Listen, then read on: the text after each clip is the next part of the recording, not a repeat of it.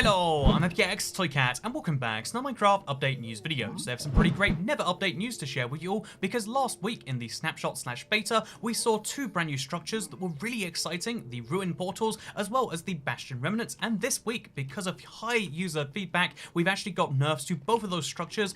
The biggest concerns the community had about both those things have finally been changed, so that's exciting. But we've also seen this exact same thing happen in a less negative way, in a more constructive way, about many other parts of Minecraft. And I wanted to talk about all the things that changed in this snapshot, which kind of hints towards, yes, we are moving towards the release now, because most of the major features have been added. There are so many small release date hints from so many parts of Minecraft I'd like to share, but first of all, I hope you all enjoy this video. You can like it if so, of course, but let's dive into the first change, the biggest one people requested, because as soon as people found out you could find netherite tools and armor in the bastion remnants, a lot of people said it's a bit OP, it's kind of silly that already, you can get netherite tools and chests. Diamonds are, of course, been significantly diluted since they first came out. We shouldn't do the same with netherite before it's even come out, and it seems as though Minecraft agreed, because although you can still find a lot of great stuff, including gold blocks, crying obsidian, and diamonds in these chests, you will now find diamond leggings in there as opposed to just finding the netherite gears. If you want to find, tools in these places, you can find a few of them still, but most of the netherite loot has been replaced by diamonds and diamond loot instead.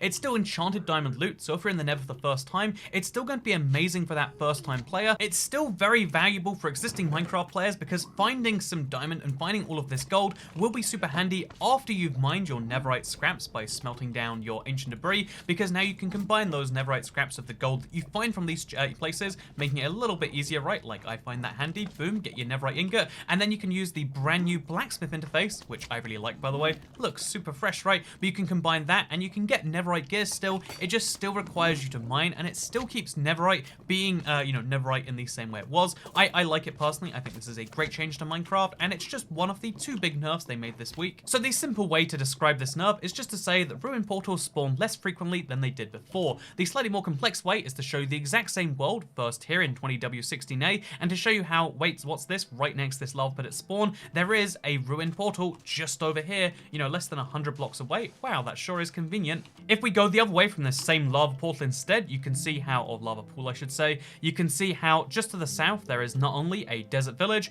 but as oh so often happened with the old spawn rate, there is a portal found in that village. You can actually see how there is a almost pre-lit portal right here, and the crazy thing about this is not necessarily the ruin portal itself, although a lot of people argued you shouldn't be able to go to the Nether so easily all the time, but it's the fact that you can have access to so much crying obsidian and so much access to, of course, the chests, which is around here somewhere, just over here, which can contain obsidian, gold. Basically, you get a lot of free stuff just because so many of these spawned around your world. But now, on the exact same seed, but with 20W17A, with its significantly reduced portal spawn range, wow, what's that? There isn't a ruin portal about 100 blocks away from spawn. And then you can see here also, where there used to be a portal, there is not one anymore. If we, use the locate command, you can see how we don't have to go too much further than we did before to find some form of ruin portal. But again, a lot more of them seem like they're below the ground right now. And if we go to this previous one, the one we started with, you can see how, on average, having to go a few hundred blocks to find one of these is going to be more common now. So you can still find these over the overworld. If you want to explore explicitly looking for them, it's a great way to find the crying obsidian still, of course, and it's a great way to get chests filled with some pretty nice loot, but these aren't going to be super common things. Speedrunners can still take advantage of them, just on fewer seeds, but as far as the overall every Minecraft player experience, they're going to seem more rare and unique rather than, oh yeah, there's another one, which is important. Like, when you have something cool like this, you need to balance the rarity with the thing. So I felt like Minecraft did a good job with both the nerfs here. I feel like they're both things the community has wanted. Even if personally they weren't my favorite things, I'd say they're pretty good to see overall. So Minecraft 1.16 is doing a really good job at bringing new building tools to the players in Minecraft. That's something I've spotted, and I'm sure I'm not the only one. They've also been working on walls and refining the existing tools though. So previously, I'm sure you will know this, but if you put string on a wall, you can actually kind of make this little pillar outfit. Well, Minecraft's making it easier to do something like that without using string or a block, because you can now use pressure plates to do so, which is a really weird and odd look. Like, it doesn't really work as a pressure plate, but it makes the pillar on the wall. So if you want to have a fun effect, you can do that. And also you can do the same using banners. So if you put banners on a wall, they kind of like line up to the post they're standing on. I really like this personally, and I feel like this is a great way to kind of additionally enhance a village. You can have the banners face either way if you want to, but you can kind of make it clear the flag of a village while defending it with walls. Again, walls, very cool thing in Minecraft, very important thing. So many types of them, including 3 new types in this update, and now we've seen another key change. Also, it's worth mentioning, in this update, there are 2 brand new blocks already, the Soulfire Torch and the Soulfire Lantern, as you probably know them before this point, but now they've been renamed to the Soul Torch and the Soul Lantern. It makes more sense to me, like, yep, it's, rather than it's clarifying that the fire is from a soul, just be like, you know what, there are souls in that fire, that's why it's blue. What's the color of a soul when it's on fire? It's blue, damn it. That's the logic Minecraft wants us to believe, at least.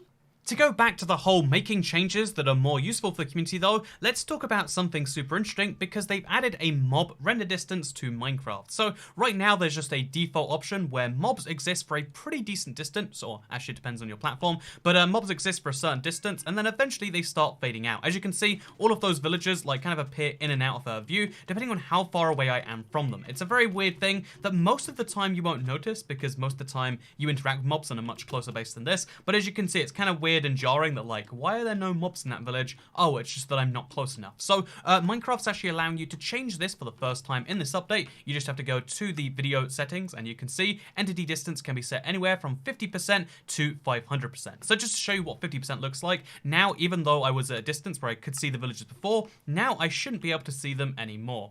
That rhymed actually, didn't it? That's kind of fun. But you can see how there should be less distance required for me to see any of these, particular entities. So if we go way closer, then all of a sudden they should all spawn back in. And if we get slightly less far out, then all of a sudden they'll spawn out again.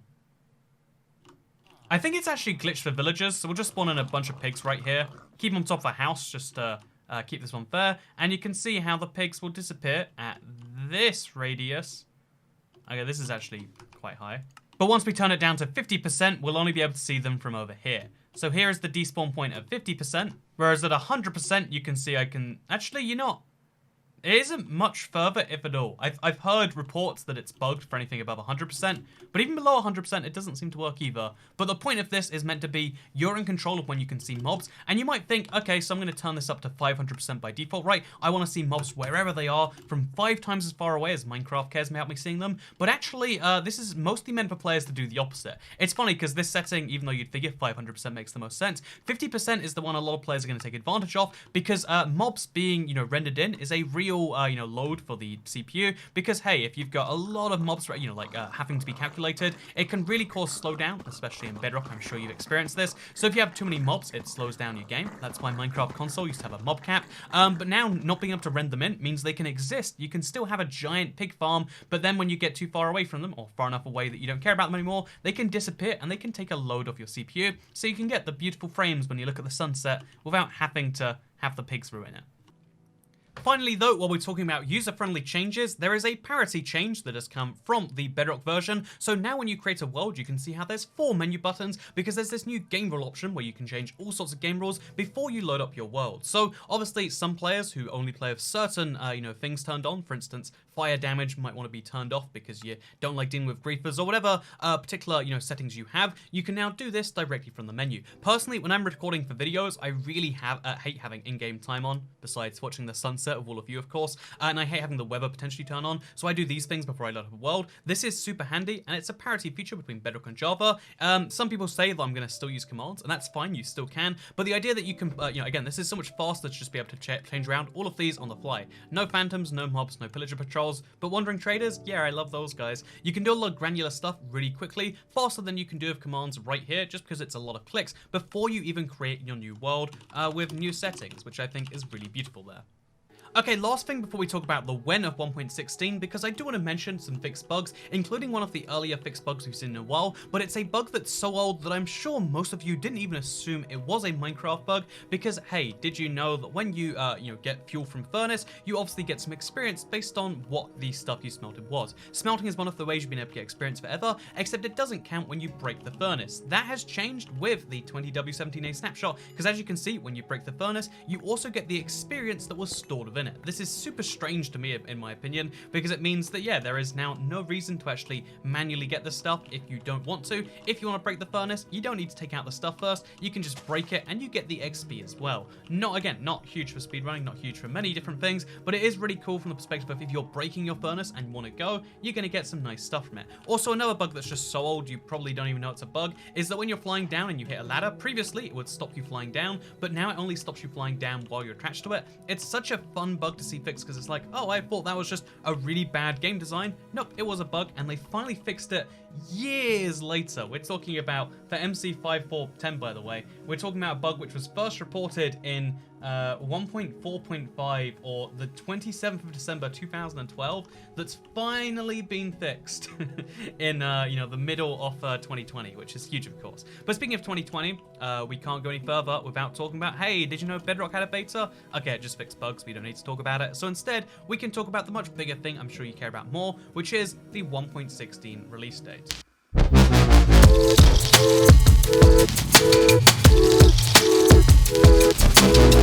So I think it's fair to say at this point, everyone knows there are going to be great new features in the Nether update. Even the small updates like this one really improve Minecraft, but the question of when we get it is much more important, and I've been seeing it non-stop all over the place, and it's clear that it's coming somewhat soon, right? I mean, they finally moved on from the phase where they're adding in like 5 or 10 new features every week, to instead being in the phase where they're starting to refine the features much more, which is why we're starting to see the nerfs and the tiny minor changes and the renames of items, because they're trying to polish up the update to get it closer to release. And that's also why you see a lot of bug fixes in this update, including some super old bugs. So the simple answer to this question of when is 1.16 releasing is soon. But if you want the more in-depth answer, which is what I prefer to try and give on this channel, then allow me to show you this tweet by Helen Angel, where she's saying that anything that's in the betas right now is what will go into full release for 1.16, which sounds like to me saying that every single major feature is already in a Bedrock beta. That's why the last one, which just came out, as I already showed you, was mostly just bug fixes, and although there's a couple of features they need to properly refine over from the Java edition,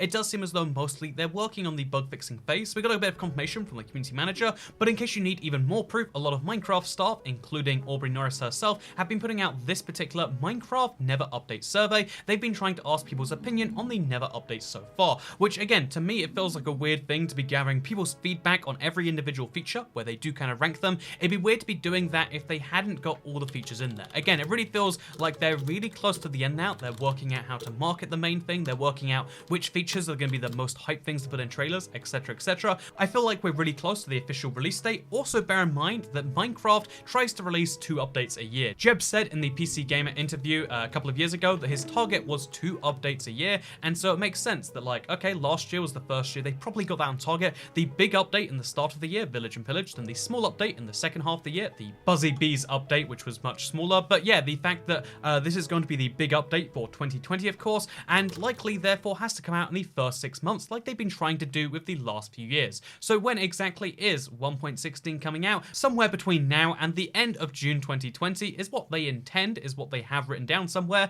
I mean, that gives us a possibility of about 2 months worth of dates though. So if you want to be more specific than that, let's look at past updates and let's see how long it took to go from the update being feature complete in terms of snapshots and betas to actually releasing worldwide on all the platforms, etc, etc. So if we look at the Village and Pillage, which is the most comparable update, because in the same way this is changing the Nether entirely, that update changed Village entirely, the last major snapshot that actually changed something was 19W13.8, which came out on March 27, 2019. It added the Hero of the Village effect, which I would argue is pretty darn important, as well as changing how raids worked as a whole. It was the last major update that actually changed the raid mechanic, and then just 4 weeks later, on the 23rd of April 2019, the update did release. If we look at the previous update, 1.13, the update Aquatic, the last big snapshot that changed something was 18W22A. It released on May the 29th, 2018, whereas the full version released on July 18. This was effectively 6 to 7 weeks between the last major snapshot adding actual important features and the update itself coming out. Although 1.13 is notable for having so many pre-releases, there were 10 different pre-release versions between those dates, so obviously that took a little bit longer than average. Something we can prove by looking at 1.12, the World of Color update, the last major update in the old scheme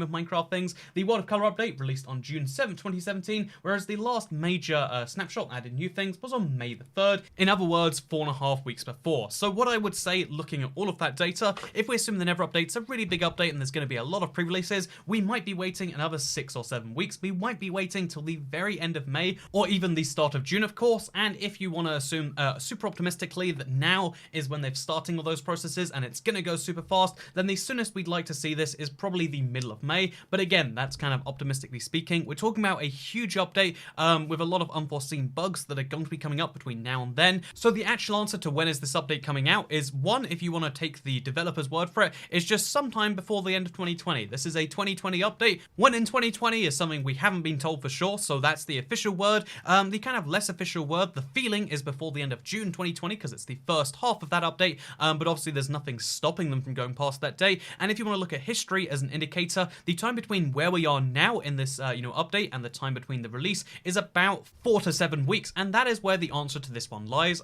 So I hope you all enjoyed this video, and I hope that you're excited for this as I am. I think we've gone through the last of the major feature release snapshots now, so let me know if you'd like to see like a kind of covering everything major we've seen so far. There's so much in this update that it might be the biggest Minecraft update yet, and I feel like, again, 1.13 had that sort of, and 1.14 kind of felt that way, but I feel like that really is because Minecraft is doing a great job and doing a better and better job with every single update than they did with the last.